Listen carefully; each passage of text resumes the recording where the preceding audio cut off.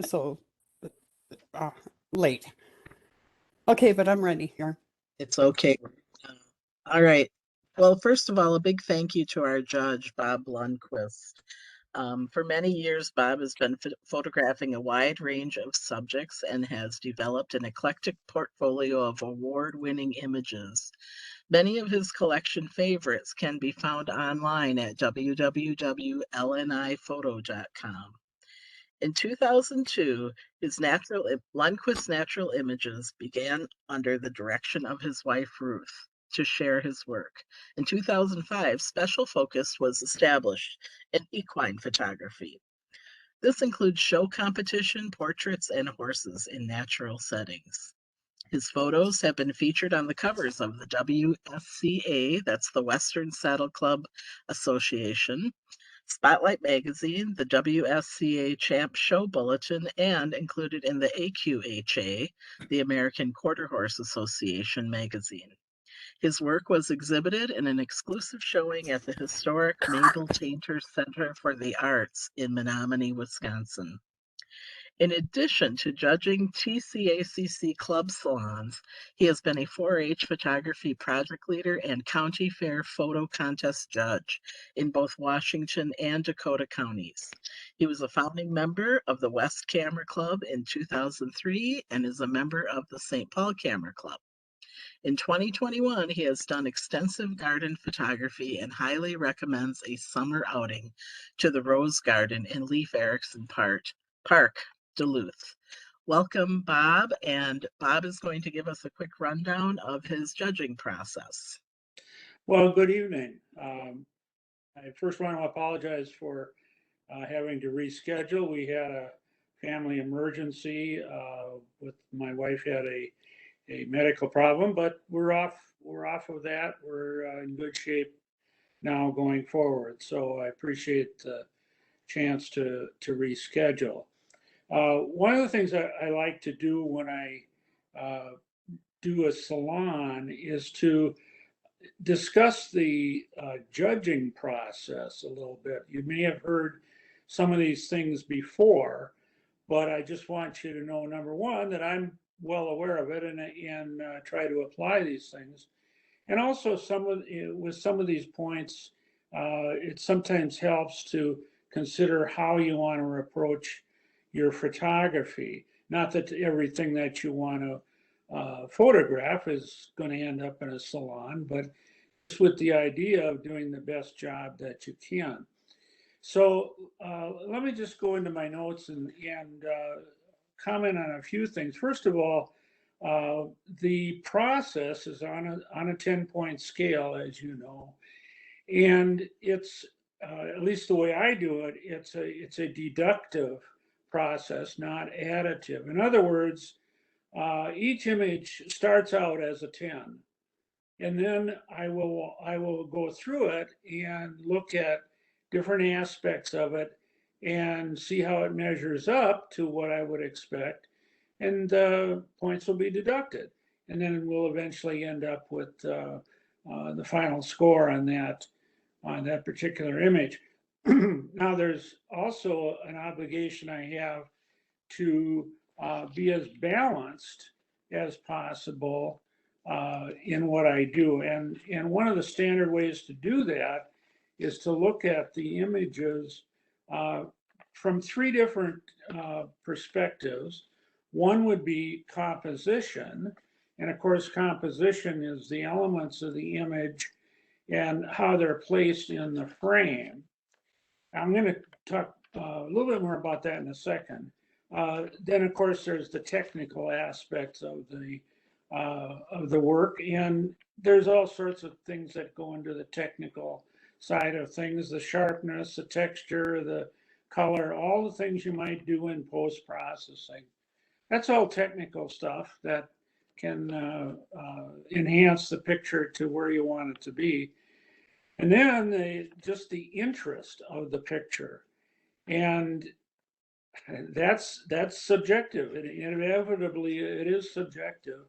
And it's one of the reasons that you want to have multiple judges throughout the year, because each judge, myself included, has their own perspective on things, and they come from a particular type of photography interest. In my case, as you heard in the introduction, I would consider myself primarily an action photographer, and with a lot of nature photography as well. So those things I think I'm well versed in compared maybe to some other aspects of photography. So one of the things that we now have the advantage to do versus in past decades is to just shoot lots of images. And the more images you shoot, the better you're going to find one that's of the most interest. So I would strongly encourage you to do that. So let me go back just for a second and talk about composition, because when I go through my selections, you'll hear me comment on that quite a bit. And the way I look at it is that you start out with kind of the standard horizontal 3x2 landscape type image that, you just hold your camera up to your eye. That's kind of what you're going to see.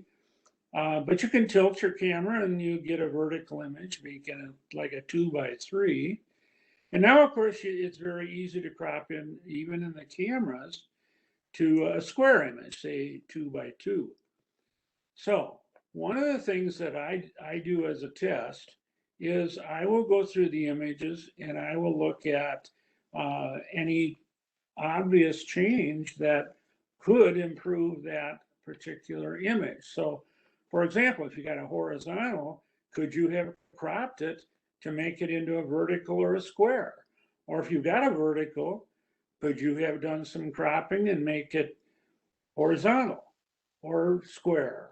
And if it's a square, you could still do some cropping to turn that into a horizontal or a vertical, if that would improve the image. I can't really assume what you might have already taken out of the image, what that might have done for the picture, but I can always look at what's in there and decide how that might be placed differently or improved. So that's one of my primary looks at the images. So in my case, I like to look at the set of images at least 3 times, maybe 4. In the case of this particular salon, I actually looked at them 5 times. I know, get a life, right? Well, anyway, the first thing I do is as I said, I'll look at the images relatively quickly and look at the interest. Just throw the image up there, take a quick look at it relatively quick, and say, gee, do I like that? Or I don't know, I'm not sure about that, or whatever. And I'll go through and get an idea of what's really piqued my interest. Very often I can go through that first review and find some of my best images. But then I'm going to go back and I'm going to look at it from a composition standpoint, as I just talked about.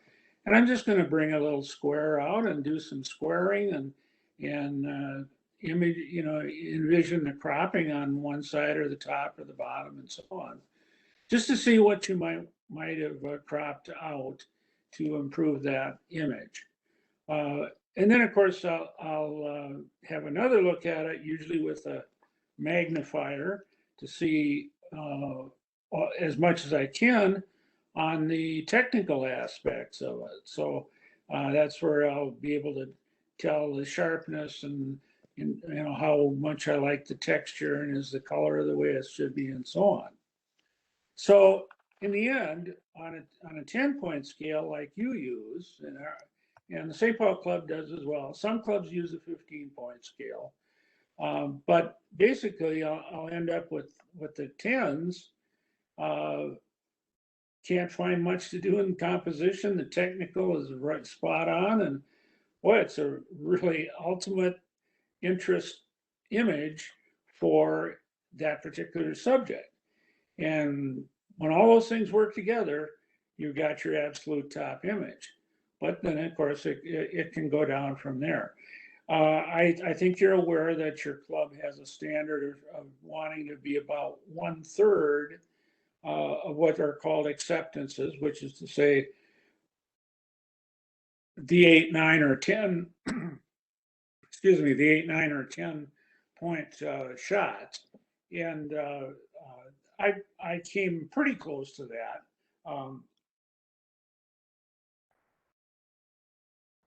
Frankly, I had a little difficulty doing that because I found a lot of very good images, and I had to work pretty hard to come reasonably close to that directive. But in any case, it's a similar issue in St. Paul Club too. So anyway, with those things in mind, the comments you're going to hear me say are aimed at being as balanced as possible in the consideration that I've given, so that I end up with, at least in my own mind, a reasonably fair rating across the board for all the image. The overall goal, though, should be, at least to a large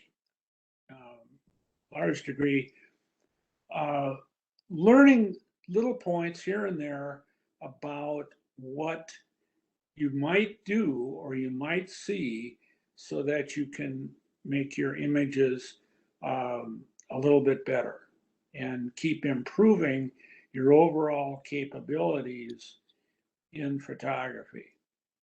So I guess with that, I'll just say let's get on into the salon images, and I'll tell you what I was thinking as I went through them. Okay, well, we'll begin with the assignment category, which was weather. And we will be starting with the 5s. I'll read the title, and on 8 and above, I'll read the photographer's name. So here we have early snow. Well, obviously this one didn't get a real high score, and some of the images, some of the aspects of this image that I think the maker should think about. First of all, they nailed it when it comes to the assignment. You went out, you found winter, and you took some pictures of the snow on the branches. That's a pretty good place to start. But the image ends up being extremely busy. Now you have to be careful when you take an image and it is got so many elements in it, which this has. You end up with an image where a judge like myself looks at it and doesn't exactly know where to focus. It's, in other words, I struggled with where's the point of interest. So any image you have, if at all possible, it's a real plus to have an obvious point of interest. I could not find that obvious point of interest in this particular image. There's lines going all over the place. Leading lines aren't necessarily bad, but they generally are better when they lead into the image. All your leading lines in this one seem to lead out of the side of the image. Okay. All right, next we have frigid gathering. Well, this one again was obviously in cold weather, so I think you found the a way to indicate the weather. And you were looking at some birds. However, if you're going to take pictures that include animals or birds or whatever, you really need to have some detail. All the detail on the animals in this image are not there. And hence I could tell that's probably what they were. but without getting some kind of detail on them, it really didn't capture my what I needed for this image. Okay. Okay, next we have Frigid Morning. Well, I guess maybe this was back-to-back shots. It might have even been in the same burst from your camera. Now this one's actually probably a little better than the previous one because you're showing more of the cold weather breath. But once again, you've got what you can tell are birds, but the detail is what you would call soft, and consequently, it just doesn't quite make it. Okay. Next is Into the Fog. Into the Fog. Well, this one was clearly in the category, but it's one of those, and I think you'll see a few as we go through that have fog pictures that you'll see where this one falls short, which is to say it was real foggy and everything is just kind of obscured. It's just lost in there. And so it really kind of dulls the image, and you couldn't capture a real point of interest in this with that much fog. You might have waited another hour or so and let some of that fog uh, go away and then take it with partial fog. Okay. Okay, next is Lightning. Yeah, this one certainly fits the subject, and I think it takes a little courage to go out on an electrical storm and have your camera in your hand. But you can get some dramatic shots that way. This one is, and I think you're going to see it when you see some of the other lightning shots. This one doesn't really have too much to it, and I think it would have benefited. Really hard to do this, but it would have benefited from more cloud detail and or maybe a little bit more detail in the horizon. You can sort of see there might have been a tree line. Anything more than just the one lightning bolt would have enhanced this picture considerably.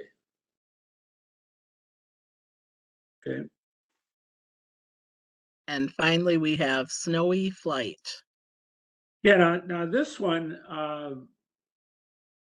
I suspect this could very well have been taken right down, almost walking distance from the Phipps Theater. I go down there, and also out to other spots in Minnesota to photograph these swans, and it's if you haven't done it, it's really a wonderful shoot. In the case of this particular one, I guess there's two things I would say. Number one is you have to do whatever adjustments are necessary in your camera, and it might be simply setting so that you get the fastest shutter speed you can in order to catch details in the image, because as you'll see, uh, there's not much detail, certainly not enough as you would want in the swan. And even though it is in flight, uh, you have to figure out a way to get a better detail than that. The other thing is, you're right in wanting to have some space for the swan to fly into, but I believe there's just too much negative space on the right. I would have cropped a fair amount of that out. You could almost have cropped this to a square, but maybe not quite. But I would have cropped at least a quarter to a third of the right side, because that really is dead space. Okay. Okay, moving on to the sixes, we have to start Double Rainbow. Yeah, this one it's a really neat picture. I got to say that.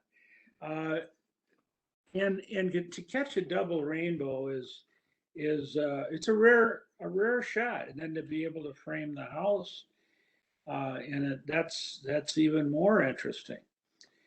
What restricted it for me, and this may be a personal preference, but there obviously was some filtering done and or a very extra wide angle of your lens used, or maybe, I don't know if it was a fisheye lens, but it's certainly wide angle, which gives you that what looks like an unnatural landscape on both sides.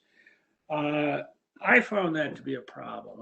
I would much prefer to see this shot as it would have been shot just with a standard lens, and to see where we would end up with that. There seems to be a lot of artifacts in the sky as well. So I suspect there may have been some filtering going on. I couldn't really tell. But I certainly think that it can be a neat shot, but this surreal perspective was not to my preference. Okay. Foggy Bridge. Now here's one where we're getting more detail in the image from the fog, and that's a little bit better. And of course, to go out and try and shoot in the fog is certainly a good idea if you're trying to get a weather effect. A couple things I would have liked to seen here that I believe would have actually made this a better shot. Number one, my eye is drawn to it looks like a small maple tree on the left, and my eye was drawn to that. I would have either cropped that out or possibly featured it. So recompose in such a way that that could have been featured and it would become a point of interest. And that I think would have raised the value of this shot. But you got some reflection in the water and everything, so it says a lot of potential. But I would like to have seen this cropped a little differently, or maybe even recomposed. Okay. Hoarfrost. Okay, this hoarfrost is very very unusual. It's a very unusual phenomenon. Pardon me, I have a clock going off here. It's very unusual phenomenon, and this picture has gotten some nice detail on it, but on the right we have all sorts of dead space, and it ends up being negative space. So I could envision this picture having been squared, or certainly a fair amount of cropping on the right side in order to feature what you got the details of even more. And again, I don't know what was cropped out on the left, but there may be some interesting elements there too. But of course, I do like the monochrome use there. That I think works pretty well. Next is Stormy Sunrise. Now, this picture is terrific in the clouds that were captured. And it's got a leading line of the roads, although there's a road on the right where it's kind of leading off that way. So I would have tried to eliminate that because as long as you're going to have a leading line into image, it's better just to have one. And then your cloud lines would kind of go the same way. What it doesn't have is what for me would be a point of interest. I don't know if there were cars going down that street or not, but if you had a car down in the distance, that would have added hugely to the impact of this image. But the clouds that were captured, they were very well done. Okay. Okay, on to the sevens. First image, cloud bank. Now here's here's an image that really captures the clouds and also shows just a hint of the mountains behind it. And they also brought in the foreground enough so that you get this layered effect, and that gives depth to it. So that aspect was very well done.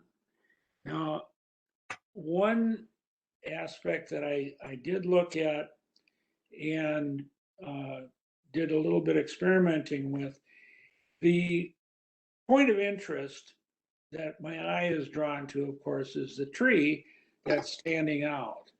Now, in a case like this, it occurred to me that if we're going to have that tree as the point of interest, that's not a bad thing. But then I fall back on what you might call the rule of thirds. In other words, I would have tried to crop a little bit on the left and bring that tree closer to that one of those four spots. As you know, if you make a grid out of your image, you have four spots that are prime spots to put your point of interest. And I thought that tree, if you're going to use it as a point of interest, and I would certainly have done that, I would put it closer to that spot. But otherwise, it's pretty well done. Next, we have clouds over the prairie. Now, this to me was very nice lighting. The clouds, that gives you that weather effect. That's really nice. Once again, this is a little bit similar to the previous one. Again, the point of interest is that fence. It's only a partial fence, but my eye is naturally drawn there. That's nicely shot. But in this case, again, when I looked at it with my composition eye, I cropped a little bit on the left, and that actually featured the fence better. And that even made the image stronger because the clouds on the left are less interesting, and that little bit of cropping really improved the strength of that fence in the image. Okay, next we have crazy lightning. Well, now this one is, we saw an earlier image where there was one nice lightning bolt. I can only imagine what the sky looked like when this one came along. This is crazy, and it's well captured and it's described accurately. With all that crazy light, you don't really worry too much about a horizon line or anything like that, or the clouds. But so I really like this picture. The one thing that I tried is, once again, cropping on the left. There's in the upper left, there's a bolt, and then just below it another bolt. If you crop those out and just concentrate on the rest of the crazy lightning, it strengthens that image. And in any case, kudos to the person who was standing out in that lightning storm. That's quite the shot. So anyway, good job. Okay, here we have Fall Oaks. This one was Okay. another It's, nice job where they featured pictures in or elements in a nice way. For example, one of the guidelines that often works, you may have heard the expression 1, 3, 5, or many. When you're going to put elements in your image, putting 1 in, 3, or 5 can often work as your points of interest. Well, here you've got 3.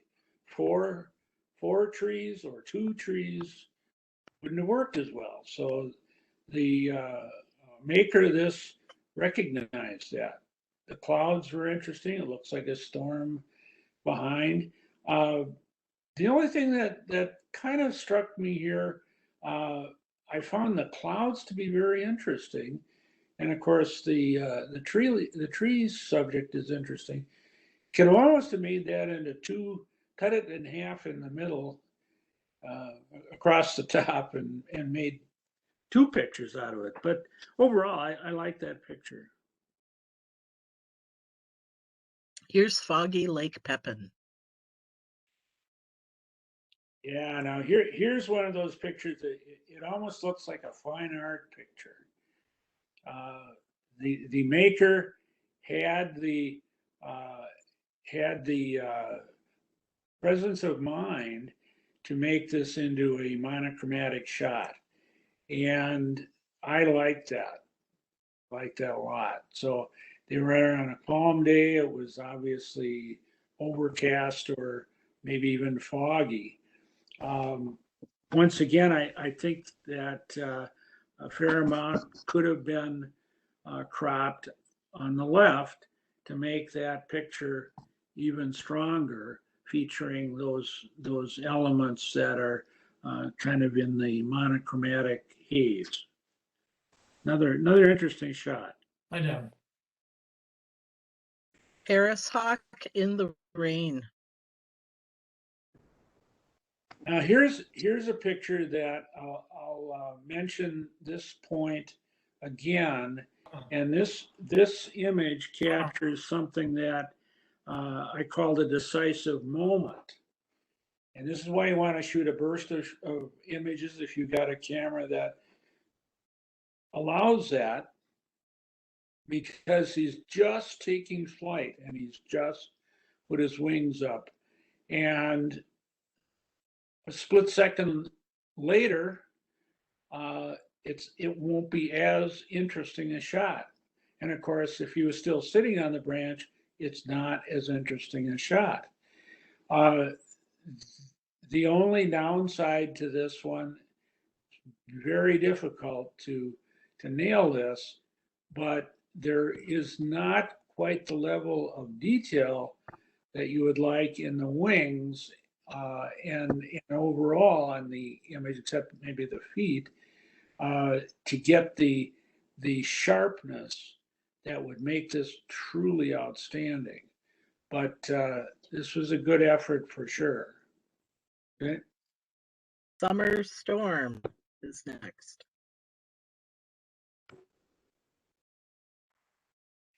Now here's one that's very, very smartly done.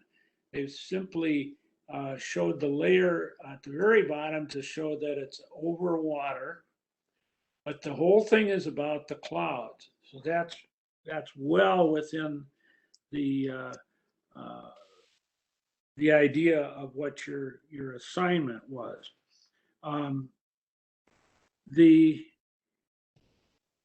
like the way this is set up, because if you're looking at the layers, you practically got the rule of thirds going vertically in here. So as far as the clouds are concerned, that's really an excellent shot. And to be honest, this was one of those images that I really liked, and I just couldn't quite bring it up another point, but it's really a nice shot. Here we have swans over icy river. Yeah, now here's another shot of three, and the maker has done a couple of smart things, I think. Number one, they made this into virtually a panoramic shot. And so if there would, they may very well have cropped out some of the space on the top or the bottom, but probably the top. That wouldn't add anything. On the bottom, you've got pretty good reflections that shows them going. And there's no clipping. They are in a perfect formation. This is a very, very nice shot. It's hard to get much more in the way of detail than he did. So this is one of those shots that are fun to get. And I think most of you know that you don't have to go very far from where you normally used to meet just to get these. And I've been down there myself many times, and these are fun shots to really try to get. So nice job. Tiny rain. Some shots you look at, and at first you're not all that excited about them, but then you look at it a little bit more, and it's simple, and the lines are right, and the details are sharp. As far as the grass is concerned, there is just a lot to like here, except for one thing, and that is I would have absolutely cropped out that railing or whatever it is on the bottom. That is quite unnecessary, and I think when you look at this and consider that, you might crop that out. And of course, there's a hot spot in the upper left. Crop out those two things and see what you got then. You've really got a nice shot when you do those two things. Water spout at Sunset Lake Superior. Well, here's a colorful shot. And the water spout, it says what it is, but of course it doesn't show what it is too well. So even though it's an attempt to make it the feature, and it's a very rare instance. There's a lot of points for that, but I suppose you don't want to get too much closer than this. If it would have been possible to zoom in a little more and get a little bit more detail of it, it would make it just a little bit more impactful picture. But it's very pretty. I did like the shot. Okay. Winter at Witch's Hat Tower. Now here's one that's got all sorts of things to like, and the first thing is that the maker decided to use black and white or monochromatic approach, and I think that was very appropriate for this particular image. And then the snowflakes are shown as also. The subject is really well defined here. I did, however, have a little bit of a problem in the where this was shot from. Now, maybe there is nothing better that could have been done, but I felt like there was maybe just a few too many branches blocking out some of the detail of the tower. And I would like to have seen more of the detail of the tower and a little less of the busyness from the branches that were captured. Still a very interesting shot, though. WRSP October weather. Well, here's one that that's done in a panoramic, and again, it's got the layered effect to it that has given it some very nice depth. And I think the panoramic in this instance is pretty interesting. Um, the question I ended up with was the point of interest. Now, there's a couple of possibilities. I don't think it's in the clouds. It's more in the lead up water, whether that was river or just side pond or something, or the pine tree on the right. So I couldn't quite make up my mind what it was, which one was the main point of interest.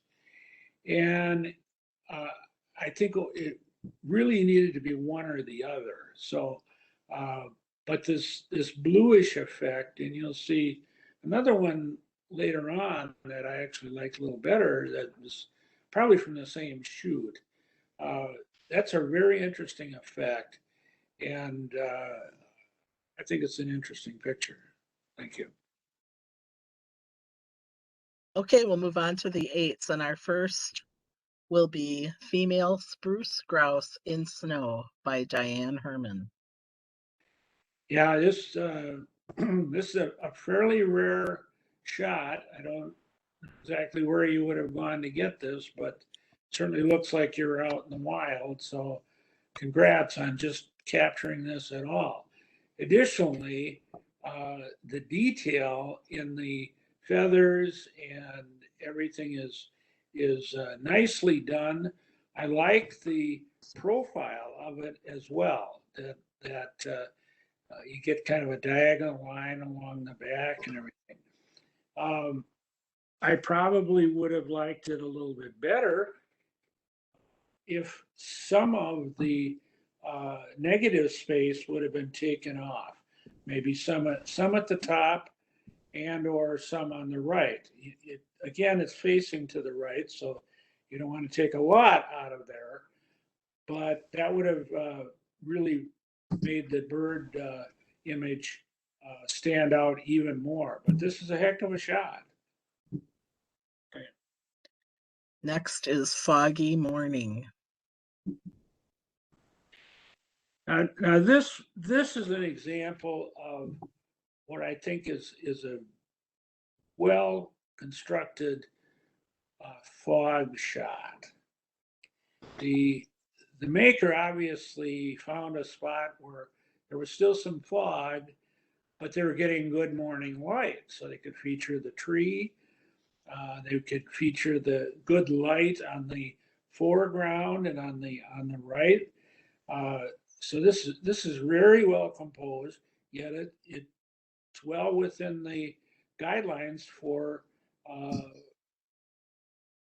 the assignment, and hence the background has this fogginess that works very well. This is a very good shot. The only thing that struck me, and this is a little unfair, it just would have been nice if the tree that's featured and composed very nicely, if it was in turning its colors a little sooner, but that's not fair. So anyway, well done.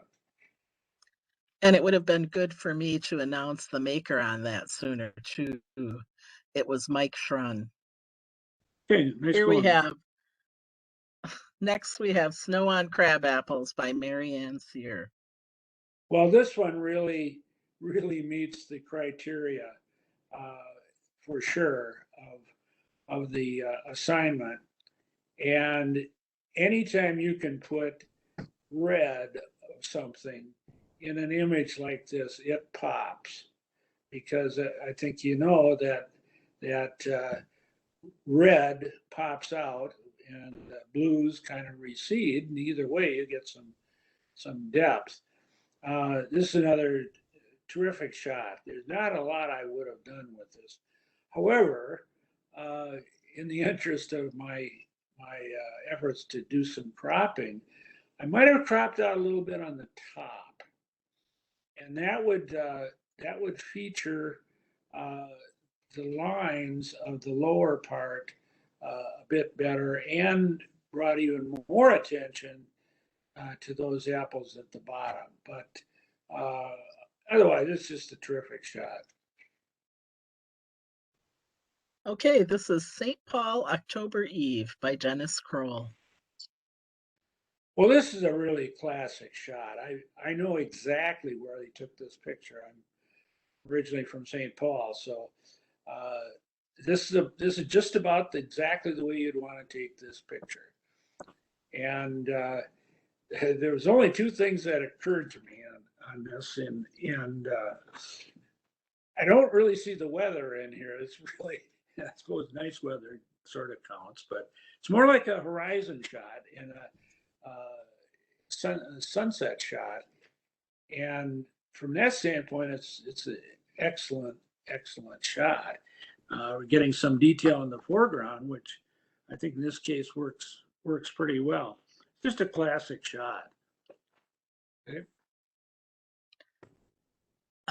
Oh, I'm sorry. Now we have the nines. A Possum in the Snow by John Specht. Well, I don't know where you got this, but this is one of those rare instances where you must have run across this animal and were able to capture it. And then I think the smart thing to do was to just zoom in on it. You got the pink nose, you got the eyes, you got a really great shot of the face and a lot of detail in the fur as well. So this is one of those rare shots that's very exceptional, and I congratulate the maker. You must have made a real lot of hiking to get to wherever that was. Raindrops Keep Falling on the Flowers by Mick Richards.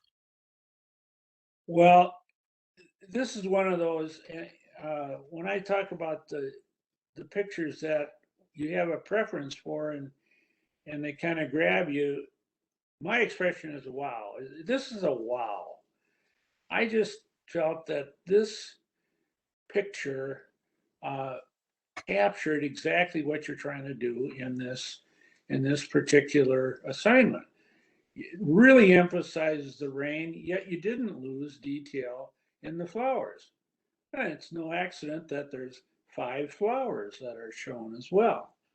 I just love this picture. I don't know what else I would have done to it. Whatever it took to capture this, maybe you got a little wet, but in any case, I think this is absolutely terrific. And we have Sunflowers in the Storm by John Specht. Well, here's another one. A group of 3, well composed, showing the snow on the petals. So, this scene isn't going to exist for very long. A day earlier or a day later, it wouldn't be anywhere near as good. And there you are. It's tightly composed, so there's nothing to worry about other than admiring those petals and the details that are captured. So it's really sharp in the subject. Well done. And the tens. First, we have Lightning on the St. Croix by Fred Sabatka.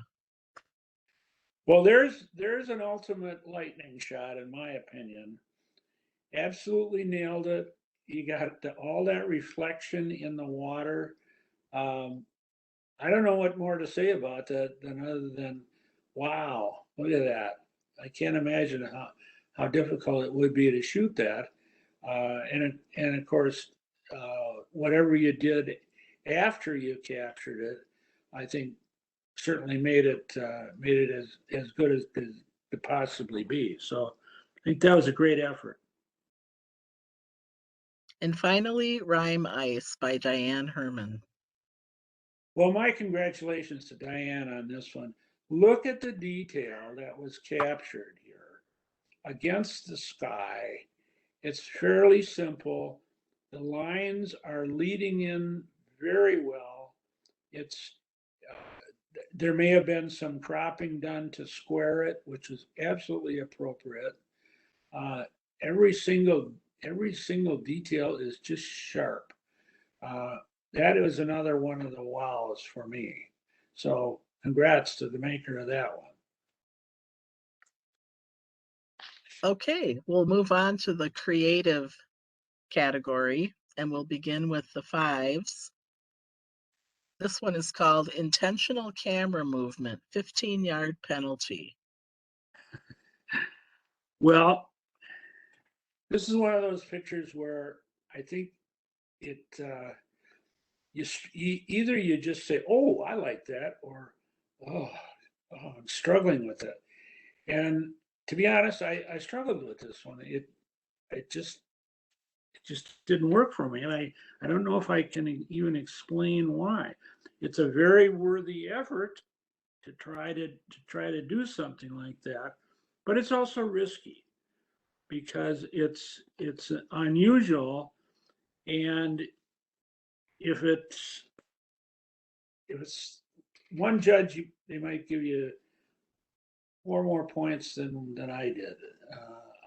What can I say? It's just one of those efforts that you should keep trying, but for this judge, nice try. Okay, next is Roadside Birch. Well, here's one that appears to me that it was an effort to be abstract, and it is abstract. And frankly, for me, I struggled with understanding it. And so again, it's one of those where uh, you're trying to do something unusual, but I just I just couldn't figure it out, and so I couldn't say that I particularly like this. It's got a lot of color, but I'm not real good with abstracts, and this one uh, got past me. So anyway, Okay, let's get ready to rumble with the sevens. Sorry. This is Let's Get Ready to Rumble. okay. Now this one, I think it's actually the same maker as the earlier one that I was a little bit hard on. I like this one. And I figured out because it is something that's considerably more recognizable.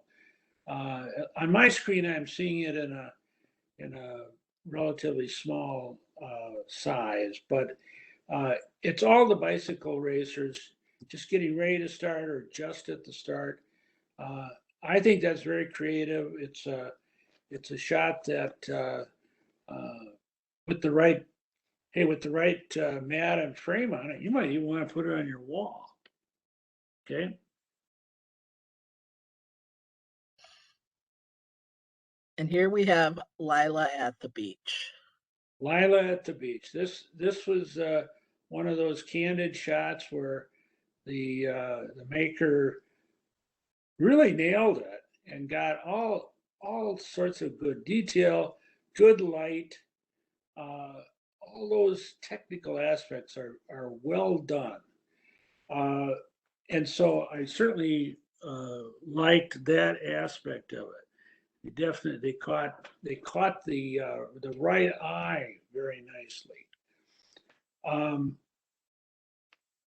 it may not be reasonable because I don't know how long she was sitting like that, but I actually wanted to see her whole face to really understand her mood and her expression.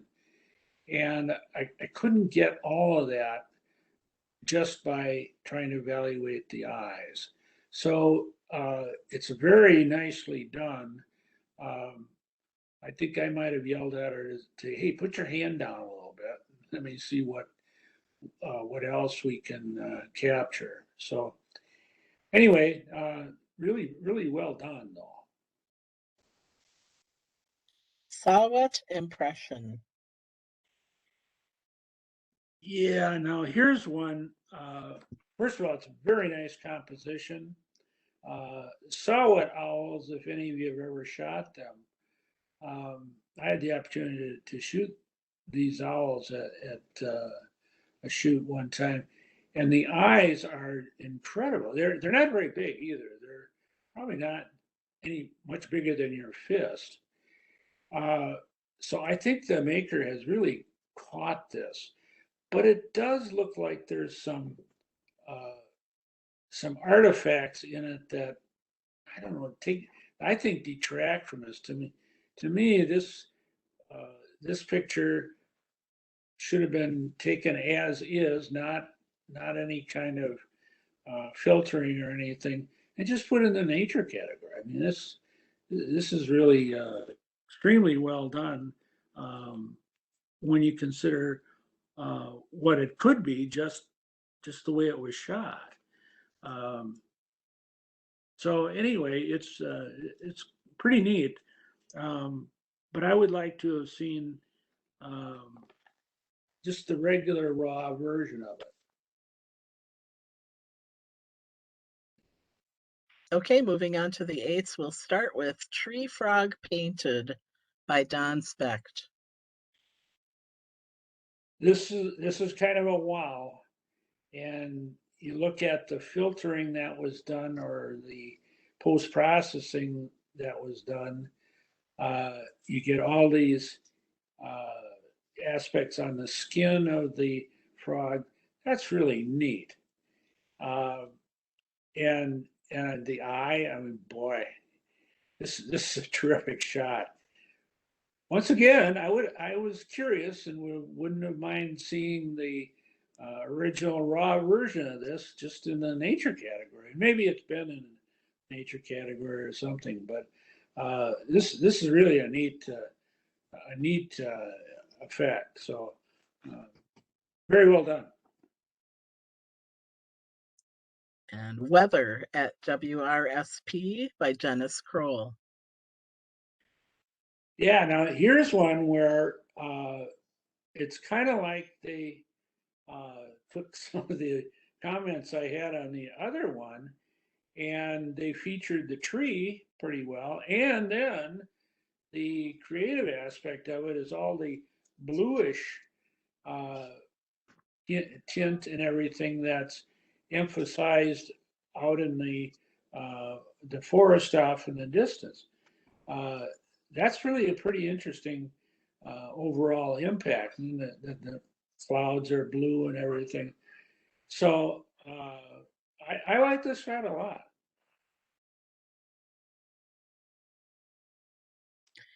And the nines, we have Born for the Snow by Melissa Anderson. Well, here's one that it probably could have gone into any of three categories. I mean, certainly fits the weather category, it fits the nature category, and if I've got it right, this is sitting in the creative category. So it's a winner in any category. Uh, just perfect composition, catching the eyes, catching the expression of the cat. One paw up in the air, so gives that movement effect. Shows that it's out in the forest with the pine tree. Um, yeah, if I was gonna, I thought, well, maybe a little bit of cropping, a little bit of the dead space on the right might work, but that's not terribly significant. So this is a terrific shot. Okay, we're going to move on to the nature category now, and we'll start with the fives. This is Achu. A chew is I didn't quite understand that. It appears to me that the obvious thing you're trying to capture is the bee, and bees are extremely elusive. For one thing, they're vibrating so much of the time that you think you've really captured them, but then you look at them and you blow them up a little bit, and they're kind of soft because even though it looks like they're just sitting there, they're moving kind of fast. So they're very difficult to nail the detail of it. So one advice I would have to the maker of this is, if you're going to shoot bees, you've got to shoot at a really fast shutter speed, because otherwise it's going to be a little bit soft. You'll notice the head of this bee is a bit soft. The other thing is, when they're sitting upside down like this, they're not in a very interesting position. So I certainly would encourage you to keep trying to, but you have to be really patient with them. I've spent a lot of time trying to photograph bees, and I think I got, for all the effort, I got 2 or 3 that are really pretty good. But other than that, it's just an elusively difficult shot, and I think that's what's happened here. Next is iceberg details. Now, I looked at this, and I hope I'm not wrong in saying that this looks to me like it had some kind of post-processing or filtering done when it was shot. Because that doesn't look like any iceberg that I've ever seen. And I have had the opportunity to shoot icebergs both in Alaska and in Iceland, and I didn't have any that looked like that. So if that's exactly the way it was in nature, that's really rare, and I misunderstood it. Now, that said, I do like the picture, but it looks to me more like an abstract picture than an actual nature picture. So I'm not sure what else to say.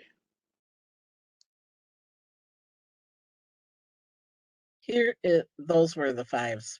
Sorry about being out of order on the slides. This is actually a 7, Island Reflections. Yeah, now here's one that I actually like this picture a lot.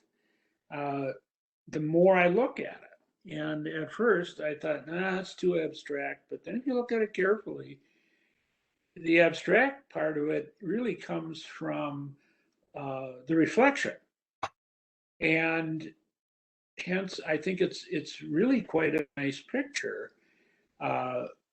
Albeit there's some dead points in the island itself. The one thing that also that it's really not depicted here quite well enough is that there's a fair amount of negative space at the bottom. I would have probably cropped that to, you can almost tell it here, make it into kind of a square shot. So kind of a neat shot, though. Next is Painted Bunting. Here's another one of those decisive moments where you can see the splash of the bird. He's apparently just taking flight. It's got good color. It's a decisive moment. The body feathers were, at least on my monitor, just a little bit more soft than I would like. Plus, I might have cropped a little bit on both the left and right edges, and squared this up just a little bit more. But overall, it's a pretty good shot. Here is Pair Bonding. Yeah, now here's an interesting shot, and there's another one that I think that's coming up. probably of the same pair, and it's kind of a fun thing to be able to zoom in like this and get a good shot of them. So they're probably going through their mating dance and that. Um, the the action in it is quite good. Uh, there is a little bit lost in the detail of the body simply because the grass is covering it. Maybe probably not too much you can do about that. And of course, the detail in the heads is not real great. Uh, but overall, it's an interesting shot because of where you had to get uh, to actually get it and not disturb the birds. So that's a very nice effort. Panting eagle. Here's one where if you look at detail in the feathers and texture and everything, really really nice. One thing about an eagle panting or any bird that's panting, that is an indication that the bird, for whatever reason, is stressed. And it was emphasized to me some years back when I did some bird shooting that with some other pros that uh, if a bird starts to pant when you're trying to shoot them, you're actually in their space. You could actually cause that. Now I don't know that that's what's going on here, and maybe that's not that big a deal, but at the same time, you want to get the shot and not really invade their space. So it does make me think of that. The other thing is I would probably have wanted to crop a little bit of the right uh, so that it would square it up and feature the bird a bit more, considering that there's such terrific detail in the feathers, and you got the eye and everything. So it's a unusual and very nice shot. Okay, we're going to move on to the eights, and we'll start with Beak to Beak by Marge Springett.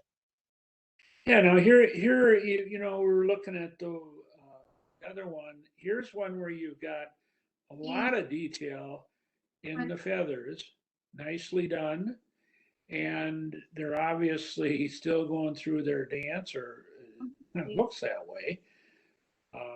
Can't tell for sure that maybe this isn't a fight, I guess, but in any case, the detail is captured very nicely in the feathers, and they're focused on each other. So clearly, the photographer didn't get in their way or anything. So this is a really nice shot.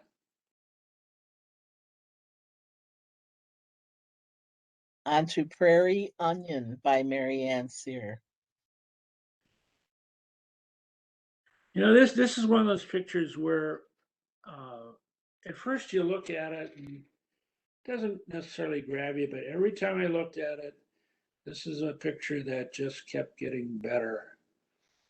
And one of the things that I would point out, I've done a fair amount of flower photography, and I can attest to the fact that capturing violet color is very, very difficult. And this really does it well. So just the way the detail came out in each of the petals and everything was just magnificent. I mean, I just think this was a terrific effort, even though it's kind of just a simple shot and maybe a wildflower. Um, and of course, it it was in subdued light to some degree, so um, that helped in this case, I suspect. So that made it the lighting of it better. Harsh light would just blow this up. Okay. Swan Stand by Carl Wagner. Well, Carl, I'm kind of jealous of this picture in a way because I've gone and photographed swans a number of times. And I'm very proud of some of my flight pictures. But every time I see this occur, I just can't catch it. And this one nails it. It's got the diagonal line from lower left to upper right. It's got all the detail in the feathers and the nice crook in the neck and the beak. This is just classic for this particular behavior. If you go and watch the swans for a while, you'll see this, but it's like trying to catch a breaching whale. You don't know where it's going to happen or when. And so to catch this with this kind of detail and this kind of quality, that's an exceptional effort. Well done. All right, we'll do the nines. This is Eagle by Mike Schrun. Now, here's one where this is just exciting to me. You look at this eagle and he is focused on something that you just imagine him just going to just take flight and go and snap up something, a fish or a rodent or whatever he might go after. And it's just neat to see this particular angle and of the shot. So the composition of this is, in my opinion, is just terrific. And if I was going to do anything to it, I'm not sure that I would. I might have taken a little bit off the top because that really isn't all that necessary. So I might have gone about halfway down to the top of that branch, but it's simple, but yet it's got all the detail you want, and the story is easy to imagine. So really like that picture. Here's Osprey Before the Kill by Diane Herman. This is a classic of what I call the decisive moment. Imagine this picture, half a second later, he's going to be halfway underwater. Or maybe a half a second earlier, he's well above the water. So in either case, you just got the exact decisive moment because he's just about to break the water. The only thing I could think of doing here would be to, I think I would have cropped out a little bit on the left, a little bit on the right, and just make a vertical shot out of it, because then it's just an incredible shot. But boy, you really caught the decisive moment, and you got all the detail and the sharpness. This was a terrific effort. And now our 10, Mama Owl on Nest by Marianne Jerks. Try to beat that. I mean, there's so many things that are good in this one. It's just, I could go on and on, but you got Mama watching you. She's blending in with the tree. The tree is kind of framing the whole thing, the nest. You can see the babies down below. Just zoomed in just right. I mean, I can go on this picture. This is a 10 all the way, no question about it. Great job. Okay, on to the pictorial category. We'll start with the 5s, female cardinal. A female cardinal is a pretty good subject, and we get them on our bird feeder periodically. And this is another one where they're trying to do that. A couple things that I think need to happen here. It's okay to have the bird feeder showing that they're on the feeder, but you absolutely have to nail the sharpness of it. And you've got softness in the feathers and the beak. And that takes it from what could be a really nice picture down to one that's like, oh, well, I'm going to try this again. So try it again, but shoot with the fastest shutter speed that you can, because birds are moving more than you think, and you end up with softness when you get down to looking at them on your computer, and you don't know, you may not know why. So anyway, nice try, but you got to get it sharper. And here's the sixes, starting with female cardinal in feeder. Well, here we are again with this. Probably it may even be the same feeder, but in this case, it's a little sharper. And the maker has chosen to put the whole feeder in. I actually like that. Uh, so this is an improvement over the other shot. Uh, However, I think, especially with cardinals, it really helps to get the beak and the eye in some kind of in some good focus, and that really raises the caliber of the picture up.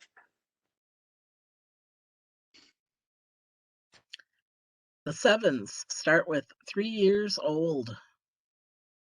Well, what's not to like, right? Cute child with a kind of a slight smile, uh, maybe a 3-year-old Mona Lisa. Uh, I I looked at this, and of course you like it. You can't not like it. Um, I did think, however, that I wanted to see the color version of this.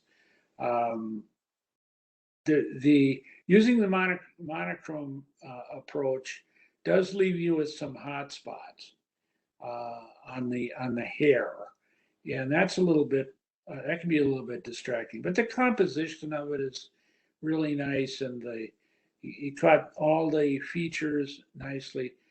Overall, this is nice. Next, we have bench in lavender. Well, here's a picture that's simple and interesting in that it's got these lines all over the place. It's got these, it's panoramic, yet it's got vertical lines going out to give you depth. Uh, it would be rather tricky to accomplish, probably, but what I did want to see was more detail, maybe a little bit sharper, or at least lighter in the lavender field itself. So those lines would come out more to go along with the bench, which is featured quite nicely. So because it's so contrasty, that it could be difficult to accomplish, but maybe an HDR approach, I don't know. But something along those lines might have raised that up a little bit, but it was pretty neat. This is Bond Falls. This is well done. This is very well done, and it's got a lot of depth, and it's got the diagonal approach, the softness to give you that feathered effect.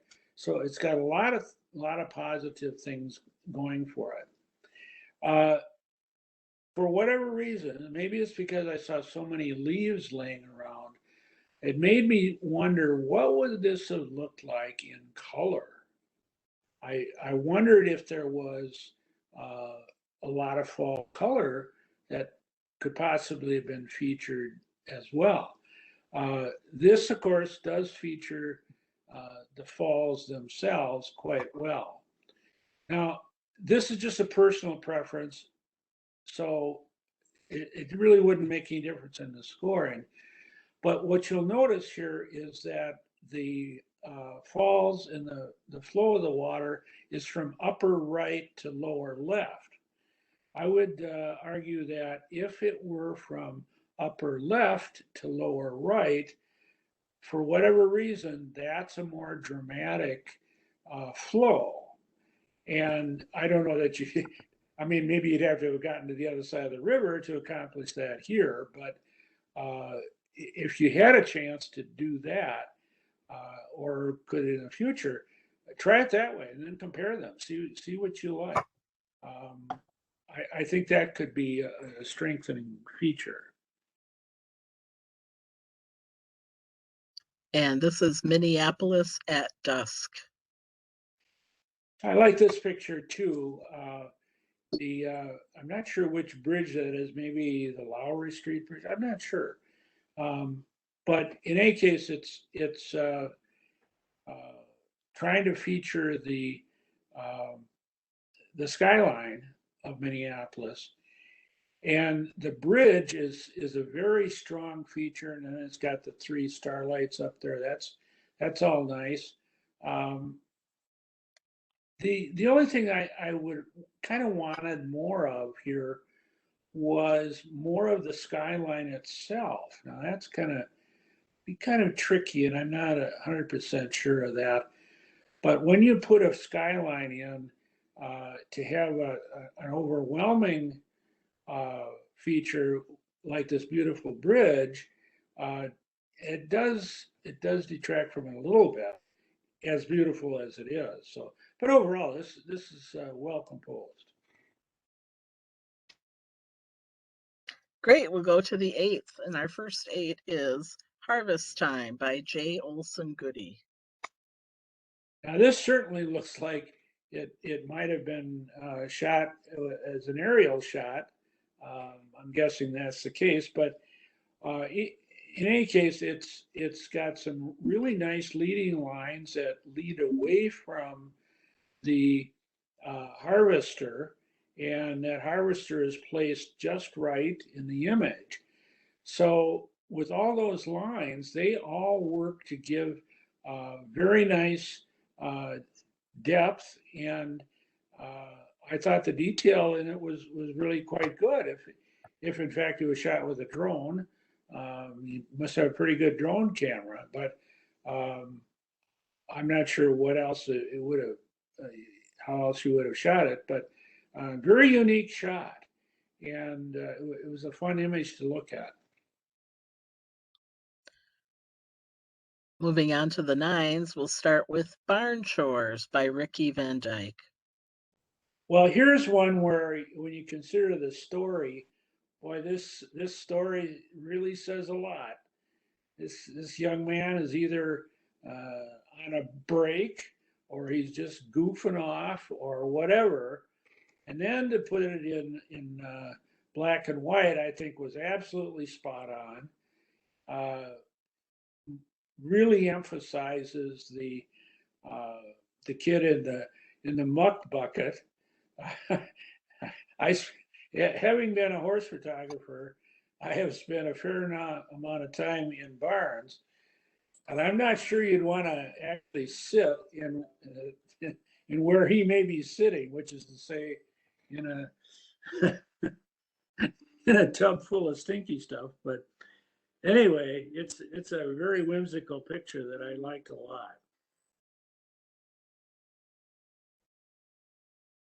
Next, we have Requisite Red by Kelly Perry.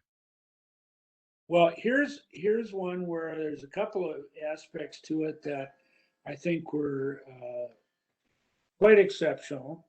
Uh, the texture of this is exceptional, and of course the composition is very nicely done to feature the door handle, uh, and uh, and then it's monochromatic red, which is also very unusual. So some very unusual and very appealing aspects of this from a technical standpoint.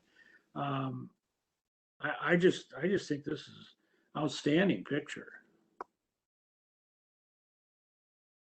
Okay, here come the 10s. Bull Nose After Sunset by Carl Wagner. Boy, I looked at that and I said, "Whoa, wow!"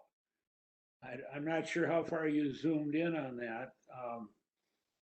Made me think of my own experience taking picture of a snake charmer in India one time, and I won't go into that, but you don't want to get in his space. But all the detail is there, the eyes, the expression, the composition. Wow, I mean that is one cool picture. Nice job. Human Candle by Fred Sabatka. Well, there we go, another decisive moment. A split second later, and of course the flame would go out, and a split second earlier, and all you got is a guy facing up. And then the lighting, it certainly appears that the lighting on his face is coming from the flame. Uh, that's really incredible. And then to capture it correctly with the right detail, another 10 for sure. And finally, we have Monarchs on Blazing Star by Mary Ann Jerks. Can't imagine how long you had to hang around to get going back to 135 or many to get these 5 monarchs to pose for you, and they along the lines on the flowers, and then to not clip each other and get all the detail. Very, very rare shot. And again, not much I could figure out that I would want to do differently with this one. This was really fun. Nice going. All right. Well, thank you so much again, Bob, for your thoughtful commentary. And thank